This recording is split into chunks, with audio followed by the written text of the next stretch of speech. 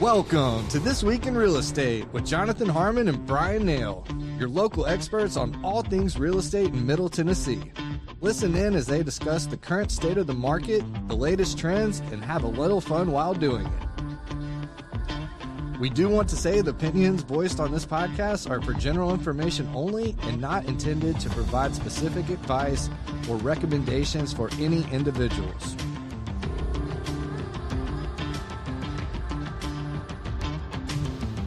All right, y'all, welcome back to This Week in Real Estate. We got the guys in the building, Jonathan Harmon and Bryan Nale. Let's get it, boys. Woo! Yeah. Oh, microphones. There you go. Mic check. You're in. Check, check. Do my Chicky peas check. pop. Do my Crispy lettuce. crispy lettuce. Crispy lettuce. Yep. The arsonist has oddly shaped feet. Smoke on the water. All right. Dun, dun, dun, dun, dun, dun. Yeah. Okay. Now we're ready. Hey, Rock and roll. how are you? I'm good. How are you? Good. You look fancy. You look classy. My wife hates this shirt, by the way. Fancy ratchet shirt. Yeah, this is whatever. Lacey's favorite shirt. Lacey's I'm going to show land here in just a little bit. I'm going to a professional luncheon. Yeah. I'll have lunch at some point. Yeah. Professionally, I'm a really good eater. Like, I'm really good at it. No, Trent, go ahead and cue the shiny penny. Oh, really? I'm going to jump Straight to out it. the gate? Yeah. Oh, okay. Let's go. Changing it. All right. It's on you, Brian. It's like All right, tiny shiny bubbles. penny. So if you're watching this and you're like, it's because This Week in Real Estate, I think we get a broad array of people watching. Some people are in the industry. Some people are thinking about getting in the industry. Some people are interested in buying. Some people have gotten out of the industry. Some people have gotten out of the industry. So the shiny penny today is, hey, look, this is a job where not only do you get to really kind of work at your own pace and work at your own schedule, but you also get to work at your own dress. So like example, like every day I wake up, I'm like, all right, what have I got? Or before I go to bed, actually, I'm like, what have I got tomorrow? And then I kind of look at my calendar, look at what's on my calendar, and I dress accordingly. Some days that means I'm wearing jeans and boots and a button-up shirt or and a vest or a collared shirt during the summer months. Some days I get a little bit fancier. Jonathan's going to show some property today, so he's going to be walking around In the woods. and so he doesn't need to be wearing like slacks and a jacket. So I think that's kind of neat. It's a neat aspect of our industry that a lot of industries, I don't know that they have that, where you get to like dress accordingly, and every day you can play dress up and get a little nicer, or you can wear like Jonathan today, totally casual, because he's got. I think that's your way of saying that I look like a bum. No, you look great, dude. I love. Yeah, you look fantastic. He's like, I'm with "No, you Lisa look like on a that bum." shirt though. She hates it. They all hate this shirt. I love this shirt. I'm a It's my fan. favorite Sure, it's shirt. It comfortable. looks comfortable. It's so comfortable. Yeah. It's the best shirt. What's great about it is it's like the mix of it. I love a good Henley tee, like, and then you got the mix of. I like Don Henley. You got the mix of the Henley, but it's also got the hood and It's light and it's got a yeah. pocket.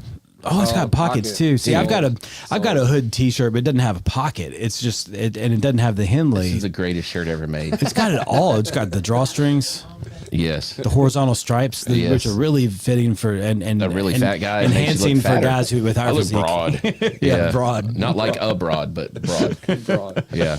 All right, shiny penny. That's a Check. good shiny penny. I like that, and it's so true. And I do like that about this. You know, the one danger that you fall into, I do think that you, not you, but you like us, sometimes work in the way that you're dressed. Yes. So if I imagine a lot of you folks have moved home. And maybe not gone back to the office, or maybe only go to the office a little bit, or whatever. COVID did that. Of course, we know that. And if you try to work all day with no pants on, or just in your pajamas, I very seriously doubt you're as productive as when you're, in full business attire going into an office. And if you are, good for you. I definitely am not. I mean, if you're in management, I remember this is like a perfect example that and I've told the story several times, but like I used to go into Verizon Wireless and everybody in there, they were selling cell phones. Man, they had shirts and ties and jackets and like they were wearing suits and like I know they made good money because I knew a guy that worked there and the experience was just always good. It was way better than I expected for going into a cell phone shop. And then they I don't know if their management changed directions, changed their culture, whatever it was.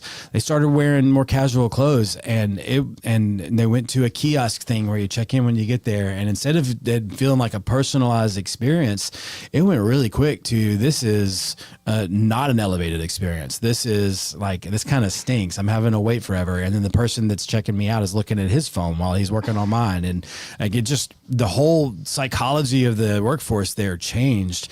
And I mean, I would never go into that store now unless I absolutely had to. Well, there's pervading thought that says that that people are intimidated. So if I'm dressed like this in my normal attire and I sit down with somebody dressed like you are right now, the thought process or the assumption is that somehow I'm going to be intimidated by talking to somebody that's dressed 1, 2, 3 levels above. I think that's hot garbage mostly. Yeah. Now, I mean, I think there's probably some folks that are like that, but honestly, man, they're going to have a chip on their shoulder about a lot of things. Whether, probably. You know, if I use a word bigger than certain things, or if I don't swear or whatever, you know, then they might be intimidated or feel like I'm fancy or putting on airs or whatever. Right. Yeah. So I just don't buy it. And I think it's just, I guess, excuses to be more casual and more relaxed and try to make it a more comfortable work environment for perhaps. I don't even know. My first job out of college was Enterprise Rent a Car, and their mantra was always dress like a banker. We couldn't even wear blue shirts. Like, it had to be a white shirt, tie. You're out there vacuuming a car and it's 102 degrees, and then there's steam because you're in a wash bay, and you're in a suit. And so I even ruined the a lot wash bay people wore suits? No, not the wash bay people. The car preps didn't have to wear suits, but like as a management trainee or even as a branch manager, I'll tell you a story. I was a branch manager in Springfield, Tennessee, small office. I had a car prep and one management trainee, which is basically your entry level position. And they and I was by myself because I had sent somebody to go pick somebody up. You know, Enterprise will pick you up, right? So he had to pick somebody up in Adams, Tennessee, which is 35 minutes away from it. So I'm gonna be by myself in the office for a solid hour and 15 minutes or so. How did that person get back? So they go and pick the person up, bring them back to the office, rent the car to them, and then they have their rental car and they go on their way. So then how do they get home when they drop the car off? We take them back home too. Oh. So I've often wondered that. I'm in the weeds, right? Like I've got people returning cars, people showing up for the reservations. I got cars that are dirty that need to go right back out to the next person that's been waiting for their car. And guess who pulls up? Your area manager? No. Not the state manager, not the guy over Middle Tennessee. Regional. The guy that brought Enterprise to Tennessee, the guy who started the national reservation, like the 1-800 rent a car, like that guy. He shows up, and you know what he does? He doesn't go, this is a terrible situation. He rolls up his sleeves, takes his jacket off, and goes out there and starts washing cars. I love that. And that was a really cool moment. I learned something yesterday about Enterprise, and you can confirm this, or maybe it's not true anymore. But other than like for their wash bay type folks, everybody that they hire that interacts with customers, it has to be a college graduate. They're the number one recruiter of college graduates in the country. That's wild. I didn't know that. That's why, like, the everybody that worked there, I worked there around the time that Step Brothers came out, and everybody I know that worked at Enterprise or used to work at Enterprise, we all just loved that movie because it's hilarious. But there's that line towards the end where it's like, I think I'm going to get a job, or it's like, I got a job at Enterprise Rent a Car. I got a great management program, and we were like, yeah. And it's the responsible thing. It's true. And I mean, I always knew that I wasn't going to work for Enterprise for the rest of my career, and most people that get hired there don't. But man, you learn a lot about sales, learn a whole lot about running a business, because they're this has been 20 years. I don't know if it's still the same. I think that it is, but the way that the management team, like when you're a management trainee, is when you get hired, you become an assistant manager, and then you become a branch manager. And even the guys at the highest level of the company, their base salary is not much more than the management trainee. they're paid on the profit of the business. They're a family-run business, so they're not public, and so they pay everybody's is based a percentage of the profit. And so you're paying attention to your similar expenses. To commission. You're paying attention to your. I'd say it's similar to commission, but more so similar to owning a business. The actual owner, because it's not how much you sell. You got to watch the back end too to make sure that you're profitable. Anyway, they don't do that now. Now I go in enterprise and they're wearing polos and the logo and stuff. But that's everywhere. Yeah, you know, and I think that's an interesting. That's why Joseph A. Banks and Men's Warehouse and places like that are closing stores everywhere. Yeah.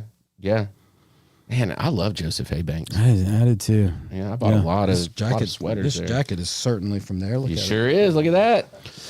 Yeah, but they also switched their model to where, like, if you ever paid full price there, you are crazy. Yeah, it's like Kohl's. You don't ever pay full price at Kohl's. No, never, ever. This is a deal. This suit's $700, but if you buy it, we'll give you 2 more, just like it. Yeah, exactly, and we'll throw in a pair of shoes. Yeah, that's a big old shiny penny. Yeah, sorry, that was long. Good conversation. It was good conversation. All right, Trentford, what's next? Headlines and market.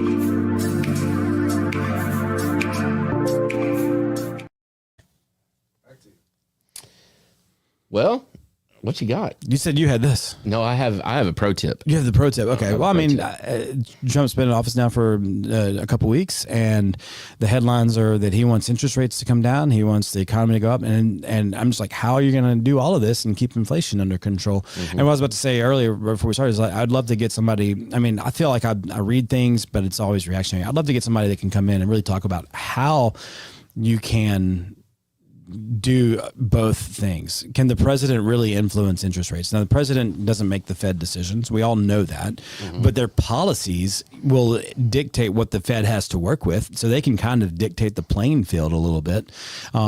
And we can, if you look back to Trump's first year in office, he was like, rate cuts. We want rates to come down. We want rates to come down. No, I'm sorry, I got it backwards. It was strong economy. We're going to cut taxes and we're going to do these things that are going to put more money in the economy. And then the next year we saw rates going up. And so what's going to be interesting to see is how do you accomplish both goals? If you want housing to be more affordable, you don't necessarily want real estate values to go down. So that means interest rates have to go down. So if your edict is for rates to go down and housing to be more affordable, how do you accomplish that at the same time as having a strong and robust economy and not stoke the fires of inflation? Yeah, and I mean, isn't that really the again, that kind of pervading, I like that word today, question over the last... It has been, yeah. Yeah, forever, right? That's the whole concept behind the soft landing. Yeah. All of that stuff. Yeah, we need rates to come down. We realize that. But at the same time, you know, in order for rates to come down, we said this constantly, you got to have some pain. Well, how do we minimize the pain? Right. You know, and I'm just not sold that you can do it. Well, I think it's been done to a certain extent because you've seen the Federal Reserve cut the low term, like, because we think of interest rates as housing guys. Right. We think only of mortgage rates. Correct. But people who have credit cards, people who have HELOCs, they've benefited over the last year for the interest rate, the Fed cutting the target funds rate. Not a ton. That's down a whole point. So if you had a HELOC at 9% and you've seen that, and you've got a little balance on there, and it's dropped to 8%, you notice a difference. Sure. You notice a difference. And if all you were doing is making the minimum payment, maybe now you can keep making that payment, but start working on the principal a little bit. Except that when I got that HELOC, it was 3.5, right? You know, or 4.5, or whatever, right? So I don't know. It's going to be interesting. So I've got a couple of headlines. I'll say real quick, if you've got thoughts on that, if you've got thoughts on how to navigate both of those things and how to leave them in the comments, maybe we'll have you on the show. You can come in and talk about it. Yeah, because at this point, to me, it's a head scratcher, right? I mean, if you slow everything down to where rates will actually, like, all of the rates will significantly come down, the only way to do that is, in my mind, is to see pain in the economy. Yeah. Right? Because the rate then stimulates the upward trend. We've seen a little bit of that. We've seen a little bit of slowdown in the economy, but not up to the point where I think anybody's really feeling pain. Well, except, a couple of headlines. Nissan's looking at cutting 2,000 jobs in the U.S. Okay. 9,000 or 9,500 worldwide. Yeah. Brown-Forman's making some cuts. Yeah, Brown-Forman is. So they own Woodford and Jack Daniels, among others, amongst several others. But so we see some of that stuff happening. We also see some movement. I don't know if you saw this headline. I saw it yesterday. I've got something pulled up, but it's flashing across on this as well. Donald Trump's looking at freezing federal grants. Yeah. And one of those was Vanderbilt University, some research grants. It was like $880 million worth of research grants that are frozen right now, just to Vandy. So it was billions of dollars that he's looking at freezing. And I can only assume that it is, you hear about grants given to institutions in various places, and it's, my classic example is the military buying $7,000 hammers or whatever it was. You remember that? Yeah. So I can only assume that they're going to look at these grants and say, okay. They're going to really trim some fat. It doesn't mean that they're going to completely stop. But for right now. But show us how you, but it does. Frozen. It like comes to a grinding halt and then it'll come back. Yeah. And so it's interesting to see that. But so I feel like some of that stuff, here's the deal.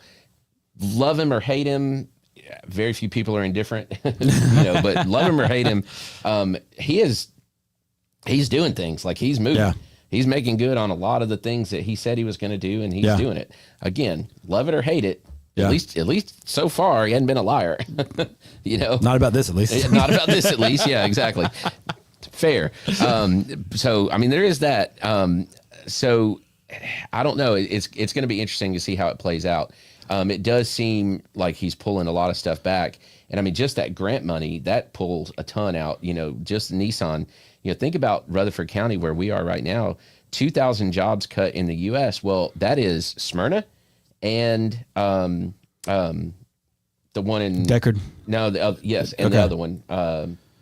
Mississippi, the one in Mississippi. Canton. Yeah, Canton. Sorry, I couldn't come up with the city name. Yeah. And then there's a ripple effect too, right? Because there's a lot of suppliers, parts manufacturers that makes parts for them that may not need to make as many. So Nissan cuts 2,000 jobs. Yeah. Well, we've got probably another 40 or 50 factories. Bridgestone's talking about pulling out of Laverne. I think it's gone. They're said that's happening. They're middle of this year. Yeah. They're out. So I mean, we're seeing some of that stuff happen. That's 700 jobs. At that plant.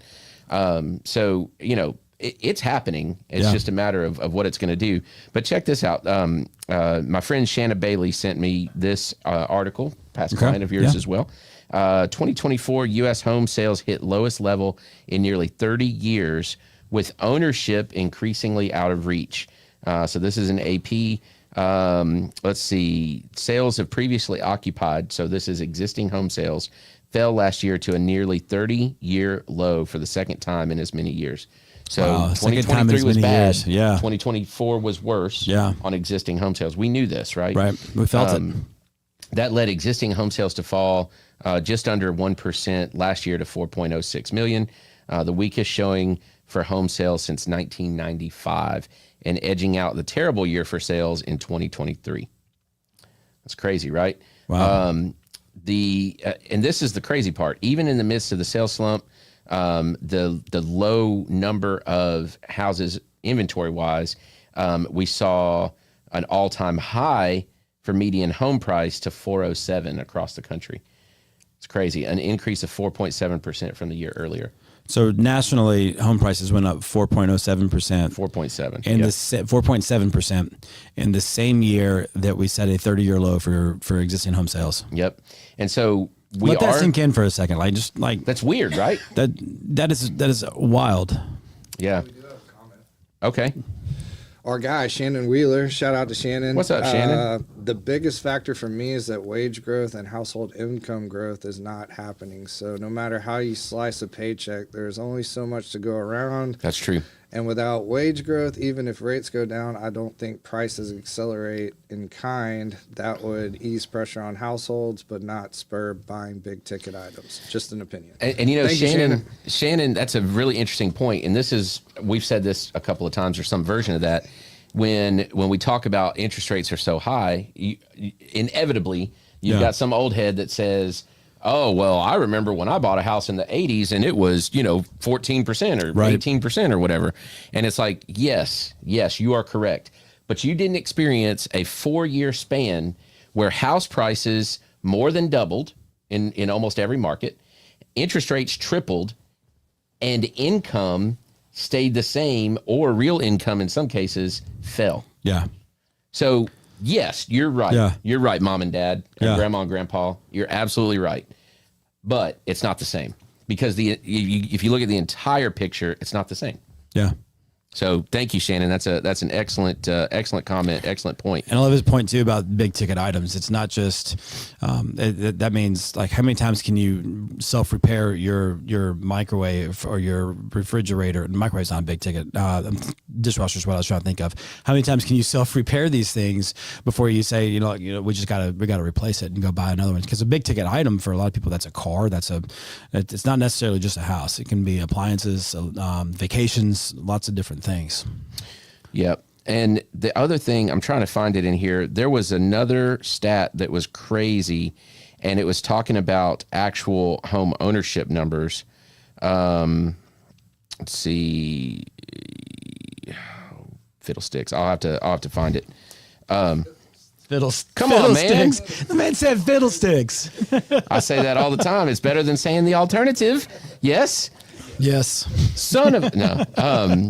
But anyway, there's a number in here. I'll have to find it. But it was talking about how the home ownership rate is lower now than it has been in a long time. Yeah. And you look at some of the acts. The what was the one in the late '90s, early 2000s? The home, everybody should own a house. What was that act called? I don't know. You know what I'm talking about, though. Anyway, Shannon, you probably know. But anyway, whatever it was, it's what loosened up all the lending regulations. Something CA, FCAs, something. Whatever it was. Yeah. The idea was that everybody should own a house. Right. And what I remember reading is that home ownership fell below 70% for the first time in a couple of decades. Well, and I think going back to that a lot of the things that were put into place because of that, is what fueled the craze that we saw from 2000 to 2006 and 7 and house prices and people who were buying houses that had no business buying. They were overpaying for their houses. They were getting mortgages with terms that they didn't truly understand, because it is what allowed them to be able to buy a house. And there was a lot of arms that were being done and interest only payments and over 100% loans. Over 100% loans. The credit got so loose that it led to the 2008 global recession. Well, and you also saw at that time, don't forget that you saw situations where I would go in and make an offer on a house for $200,000, but a seller would accept it for $200,000 and with a 30-day closing window. Yeah. And in that 30-day closing window, I would find somebody to buy that contract for me for $225,000. I would never own the house. This still happens to some extent, right? It's still out there. But it was pretty common. Yeah. And so I would close in one room and then sell in the other. Yeah. And make 20 or never sell. Yeah. Right. Or never buy the property. We had somebody in that period that we were selling our townhouse in Laverne, and somebody we ended up selling for a good offer that we were happy with. But the first offer we got was just a low ball offer. And we were like, this is crazy. No, we didn't even counter it. We just turned it down. And so they called our realtor and they were like, what if we give them like this a little bit less money, but we throw in a Dodge Ram pickup truck? And we were like, what is this? What is this? No way. I'd be like, switch hats real quick. What else can I get? Y'all got any TVs? How about an Xbox? Oh, it's crazy. Oh man. Yeah. Well, yeah. And I mean, we had crazy stuff. We had folks throwing in vacations and all kinds of stuff, even in the 2019, 2020 times. We saw so many, like, I don't know if this was actually ever real, if it was just like, for social media interactions, but you get the thing that come across your Facebook feed and be like, I got this offer today, and in the special tips it was like, seller will buy pizza and a case of beer for the my favorite was we're gonna get buyer this one. Will buy we're gonna get this one accepted today, and it just was blank. It didn't have a price right, and fill in the blanks. in. You tell us what we need to do. I don't know. I say those were the days, but were they? I mean they led to where we are now, right? And we said it then. You know, listen, this is awesome. It's a sugar rush. Yeah. But it's not gonna be. Yeah. Yeah. I have no idea where we are in the show right now. I think this is real. Yeah, this is real. Let's do this.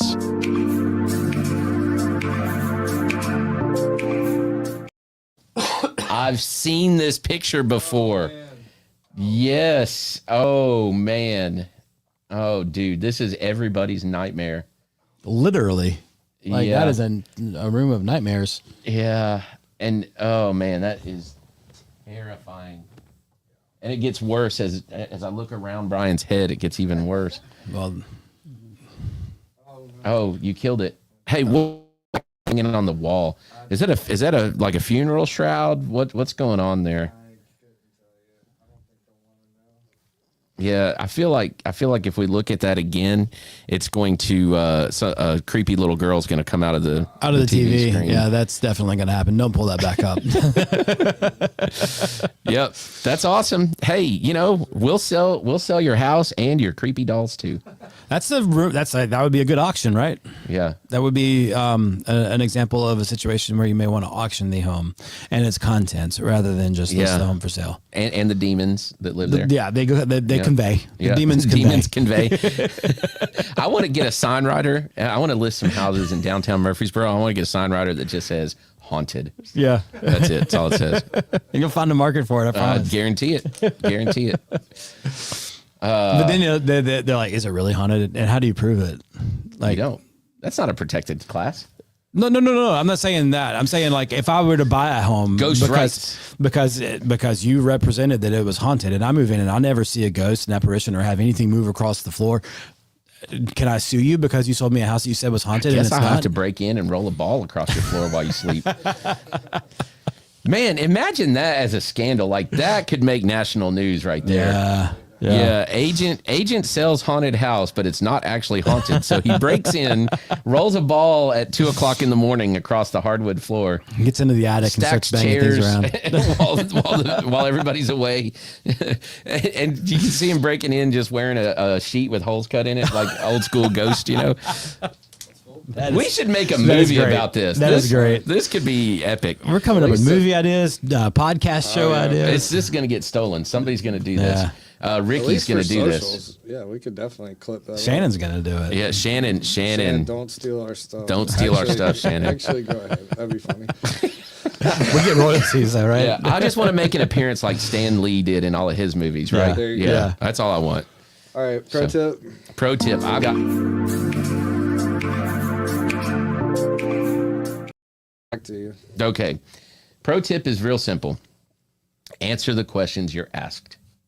Oh, not more. That's a good one. Not less. Yeah. Just the questions you're asked. Yeah. And this has been a pro tip that my father has given to me for years and years and years. And his example, I'll share it with you. It's quite amusing, actually. Is in his youth, many years ago, he was pulled over one evening, and the officer that pulled him over said, "Son, how many beers have you had tonight?" And my father looked him dead in the eye and told him the truth. And he said, "None. I've had no beers, officer." He did not disclose to him how many shots of Jack Daniels he had, but he had no beers that night. So he answered the question. It could pass a lie detector test. "I've had no beer tonight, officer." Yeah. Now, he may have said ossifer. I don't know. But what was the end result? He got let go. Yeah. Okay. So everything was cool. But answer the question. And then the flip side of that is ask better questions. Ah, yes. Yeah. Right. Ask better questions. So, this applies in real estate all the time. Not that somebody wants to hide something or anything like that, but just answer the questions. Yeah. And, sometimes, especially like mortgage lenders and stuff like that, they have to check a box. So you just answer the question. Yeah. And do not give more than you have to. Yeah. And also, I would tell you, know what you do have to tell. Yeah. I've had mortgage lenders request that my buyers give them the home inspection. It's happened in the past. And I'm going to tell you right now, my answer was absolutely not. Yeah. And then when they pushed a little bit, I said, "I'll tell you what, if you'll pay for it, if you buy it for the cost that it costs my clients to have the home inspection done, you can have it. But until then, no." Yeah. And, sometimes underwriters will look for if somehow they think that it's a bad asset or something like that. And that's why you don't say things like on a inspection contingency. You don't say, seller will provide X number of dollars in lieu of repairs, because that's going to trip up an underwriter that says, oh, well, what repairs have to be made? Yeah. So answer the questions that you're asked and ask better questions. For the industry pros, I'm going to piggyback. This gave me an idea for a pro tip, and that's always be closing until it's closed and then stop. Once you've got the buy, once you've made the sale, you don't have to keep talking. You don't have to keep selling. You can just shut your face. Commence to the closing process. That's it. Oh, beautiful. Love it. You should teach a professional development class today. Where? I don't know. Somewhere. Okay, I'm dressed professionally. You are. I think you maybe in lieu of. I was gonna be rude. In lieu of. In lieu of somebody else. Oh. Only answer the questions that you're asked, and Trent ask better questions. Yes, sir. Sorry, that's funny. That's funny. I think we did it, boys. Anything else? Is that the show? I think so. Did I shine penny early on? I'm going to throw one more pro tip. Surround yourself with good people. Man. Boom, boom, boom. And surround yourself with people that are smarter than you and make you better, but don't make you feel bad about it. Yeah. I've got a pro tip. Let's go. Keep some in reserve, because we got a show next week. You could have saved that one. I'm full of it, dude. Don't worry. There'll be something else. Tips for everybody. All right, y'all. That's it. We'll see you on the next one. Oh, hey, can I throw one little plug out there? Absolutely. Sunday. Oh, man. This Sunday. I can't wait. From 1 to 4 at Cedar Glade. Ever since we ended the event last year, I've been looking forward to this year's event. We have 16 songwriters coming in. They're going to each play one original song. It's a contest. The top 2 out of that group of 16 goes and plays a showcase at Franklin Theater next month. Nice. And then there's 5 winners from that, because there's 5 regions. Yeah. The 5 winners from that do a showcase at the Bluebird. Wow, that's so cool. It's freaking awesome. So it's part of Tennessee Songwriters Week. And we are pumped. We've got 16 folks. We've got 5 judges that are a diverse array of folks to judge various aspects of the songs. We're doing it as a listening room atmosphere. So what that basically means is I'm going to be at the door, and you can't come in until it's in between songs. Yep. And then while they're performing, we just ask you to be quiet. It is free. There's no cover. We want you to come and listen. We want you to come and enjoy it. We just want you to be respectful. This isn't one of those where you're talking to them and they're playing in the background. You are here to listen to the songs, listen to the lyrics, listen to the music. And as a guy that dabbles in playing a little bit of guitar and has written countless terrible songs, this is really neat, because there's a lot of talent in Middle Tennessee, and it's showcased here. This is a special event. I'm so glad that Cedar Glade's hosting one of them. Oh man, I'm so pumped about it. And look, it's 3 hours out of the year that you have to be quiet in our tap room. Yeah. So you can do it. I promise. Yeah. Yeah. And I tell people all the time, right here in Murfreesboro, our C-level talent, right? Yeah. Like our C-listers in Murfreesboro are better than A-listers in almost every other city. That's so true. Yep. That's fine. Sunday, what time? 1 to 4. All right. Sweet. That's it. Hey, be sure to check out Clear to Close on My Heart on all your favorite streaming platforms.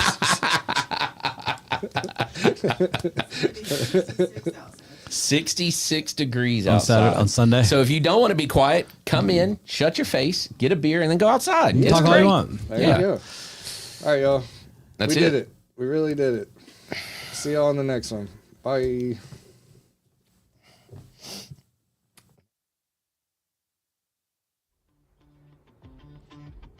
Thank you for listening to another episode of This Week in Real Estate with Jonathan Harmon and Bryan Nale, your go-to resource for all things real estate in Middle Tennessee. Be sure to like, share, follow, subscribe, and leave us a 5-star review. We will see y'all on the next one. Now for the nitty-gritty. Primis Mortgage Company is a subsidiary of Primis Bank, a member FDIC. Primis Mortgage NMLS number 1894879, BK number 1042893, ML number 1894879. As always, all loans are subject to credit approval and product guidelines. Equal housing lender.